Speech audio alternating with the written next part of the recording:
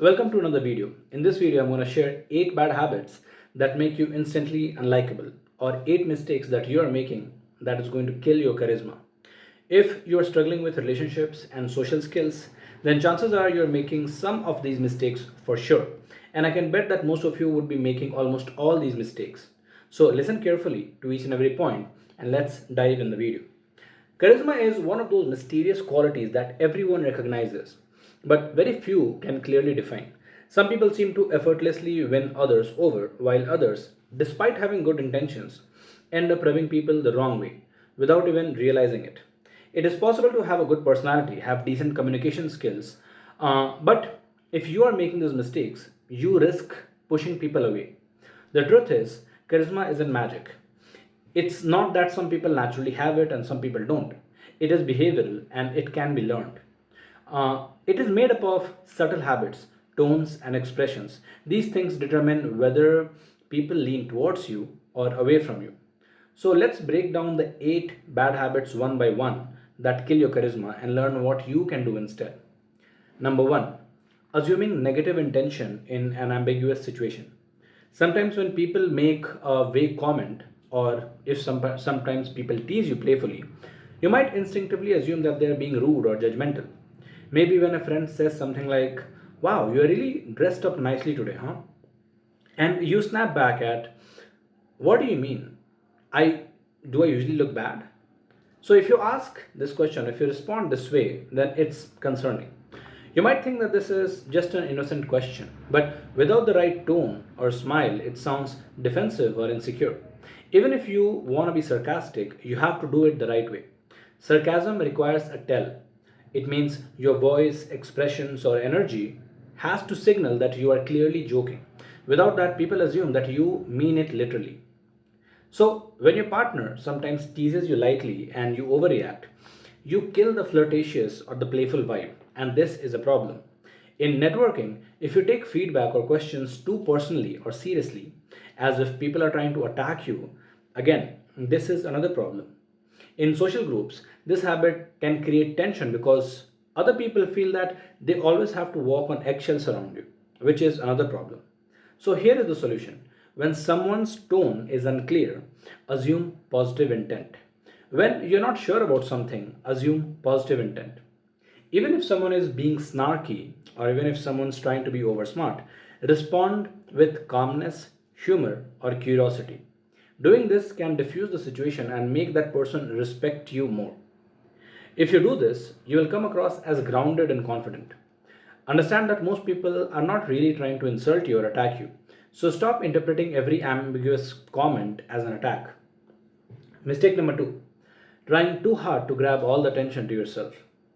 Very few things drain charisma faster than a constant need to prove yourself to other people. Some people can't handle it when the spotlight is not on them. They jump into every story with their own story. For example, if somebody tells a story, they jump with, "Oh, you know what, that reminds me of when I blah blah blah," and they say their own story.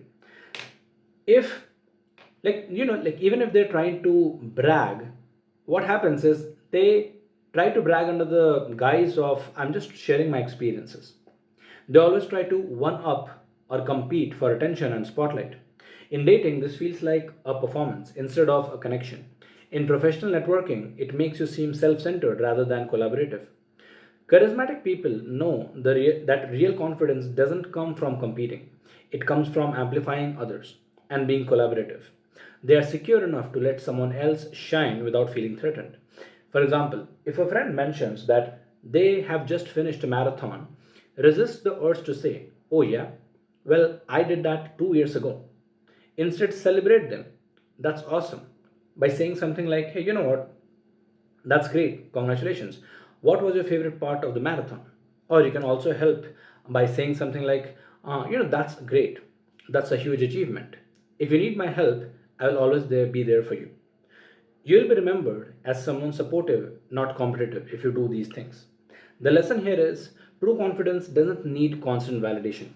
The more you focus on making other people feel seen and amplify other people, the more likable you become. Number 3, trying to win every moment of banter. Playful teasing, jokes, and quick comebacks can build chemistry. and they are a necessary part of social dynamics, but not if you treat every exchange like a competition. People who always try to win the joke or prove that they are clever can drain energy and fun from social interactions. Banter should feel like a dance, not like a boxing match. Think about it. Nobody enjoys talking to someone who takes everything as a challenge. If someone teases you lightly and you immediately, come back or snap back with something harsher, it kills the friendly vibe. In dating, playful teasing should create connection, not tension. The most charming people have the ability to laugh at themselves and roll with the joke.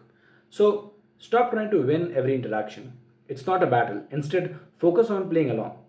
When you show that you can take a joke and laugh at yourself, people feel relaxed around you. Number four, mishandling compliments. Here is a subtle charisma killer that most people don't realize. Rejecting compliments or not taking compliments gracefully. When someone says you did a great job and you respond with, nah, it wasn't that good, or something like, yeah, but you are better. You think that you are being humble, but actually, this creates awkwardness and shuts down the warmth. In dating, deflecting compliments can make you seem insecure. In networking, it makes people less likely to praise you again.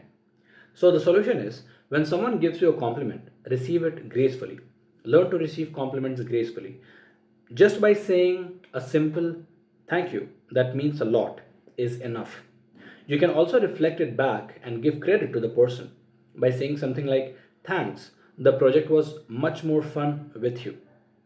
Accepting praise shows that you are confident and comfortable in your own skin. It also shows that you are comfortable with your success and progress. Mistake number five, making bad first impression. First impressions are formed within seconds, even before you speak. A stiff posture, not having a smile on your face, or having low energy can all signal disinterest or coldness. You might be nervous, but when other people see you, they don't see the nervousness or anxiousness. All they see is that there is something off about you. All they feel is that you are not being yourself, you're being a little bit weird. So, while socializing, this is why having a blank or neutral face is often seen as a sign of disinterest.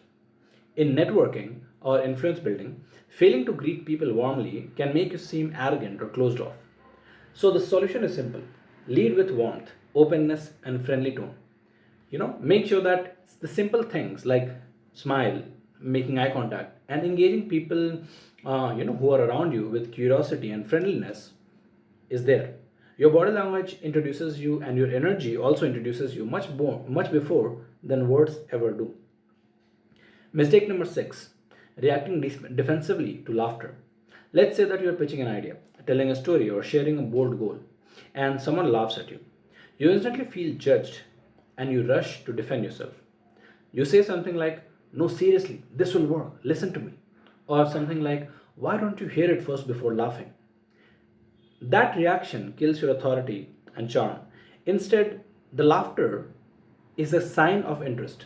See this not as a mockery, but as a sign of somebody is trying to interact with you. Smile and roll with it. Say something like, "Hey, you know what? I know it sounds crazy, but give me some time. You might actually end up loving it at the end."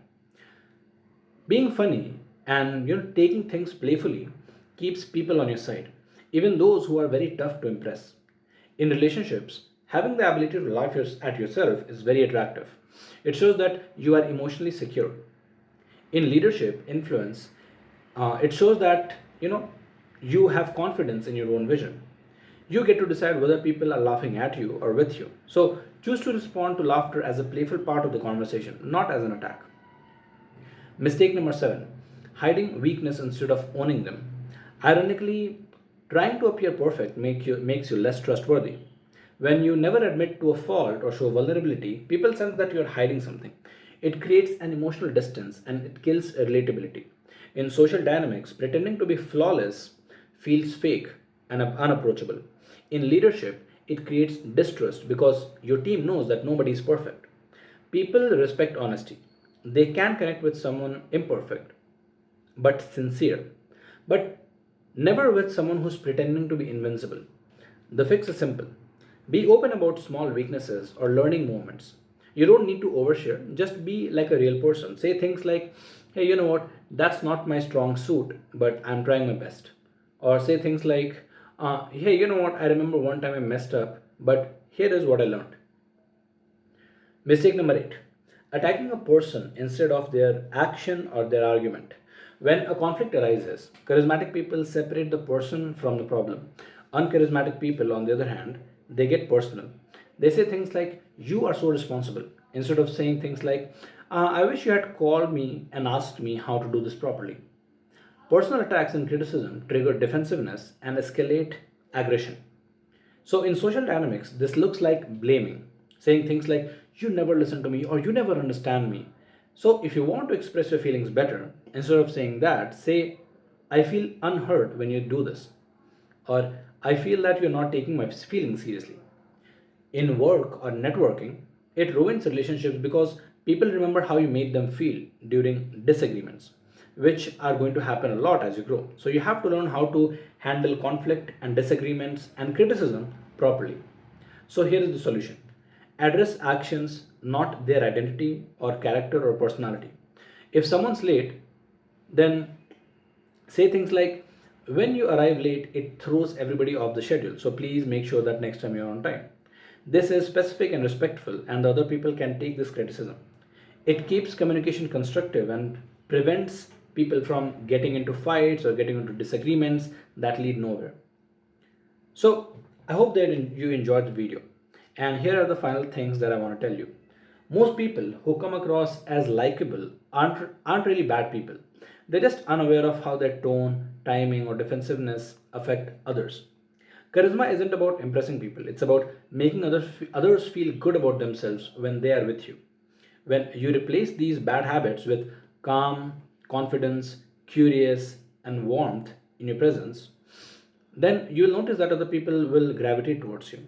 You'll notice that people will smile more around you. You will notice that your conversations will flow easier and connections will become deeper.